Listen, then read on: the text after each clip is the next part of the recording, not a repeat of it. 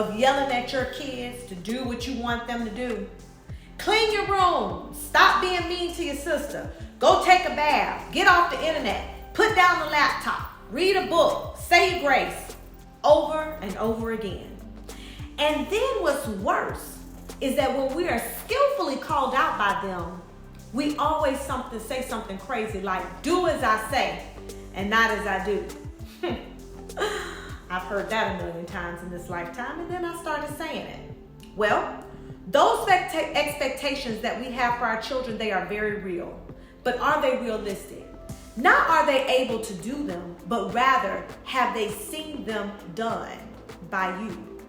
I remember Whitney Houston said in an episode of Oprah that people are always telling her to heal and to get well, but that she had never seen it done herself.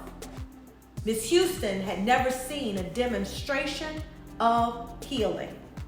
Well, like Miss Houston, many of us have never been raised in an effective training program. We were taught to cry is weakness, and by demonstration, so is forgiveness and apologizing. Has anybody ever been apologized to by their parents?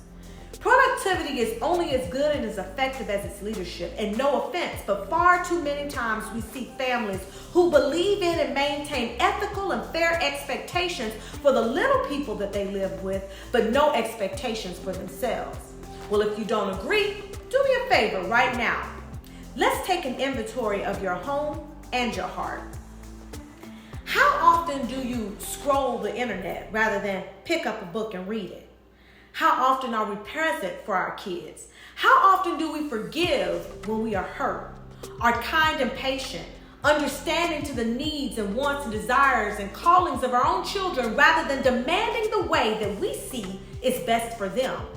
How often do our children see us pray and meditate when the going gets tough? Or better, live up to the words of praise when we so willingly belt out on Sunday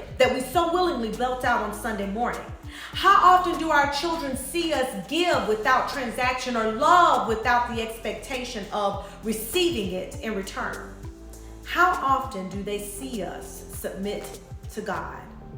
This list is endless, but necessary to make my point. Sure, there are things we expect our children to do that are just a rite of passage, such as taking out the trash or washing dishes. But being bold in faith, well, that's an everybody thing. Submitting to God is just expected for all Christians. And it makes no sense for us to keep pushing our children to do what's right, all while we continue to shake hands with the devil. So let's get to it. I've got 3 love taps that God has given us that can help to support our parenting journey. One that will ensure everyone gets to see the king on the other side. That's the goal. First, we need to walk the walk. Okay, let's be honest. We usually ask our kids to do abundantly more than we are willing to do ourselves to prove our faith. We don't want them to curse, yet cursing has been stabilized in our vocabulary. We want them to seek God for guidance, yet they see us worrying rather than praying. Our children start out in this life trusting us. If trust is to be ruined, well, that's really on us. We are the leaders in the camp, and since we took the time to build that trust when our children were unable to think for themselves, well, it is also our responsibility to maintain it, even as they grow into their own. Second, plant the seed and water it. Give it sunshine and understand that sometimes there will be rain. If we want our kids to be patient and trust the process, then we must be patient with them. If we want them to believe in themselves, then we need to support them with our hearts and not just our words. They hear God too. Which leads me to number 3. Put it into the universe. Give it all over to God. Trust him with your kid. Trust him with his kid. We are their vessel. He is their maker. He has already planned out their successes, their failures, and their blessings. He will assign them their purpose. So while we wait, we must simply demonstrate. This level of faith allows open doors for our children and clears the path for God to manifest blessings to everyone. Look, this has nothing to do with sparing the rod or honoring thy mother and father. Discipline is a personal preference, and I say that as long as it is heartfelt and in the will of God, do you. This is about getting your life right so that you can be right in the eyes, heart, and ears of your children. I hear parents say all the time, I want my children to have better, live better, and be better than me. No. I'm not letting any of us off the hook. Having kids does not alleviate our accountability to Christ. We gotta keep fighting the good fight. Keep reflecting.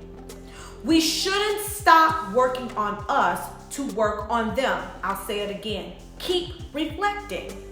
Every day is a new day, and most importantly, God does not put an expiration date on grace and mercy.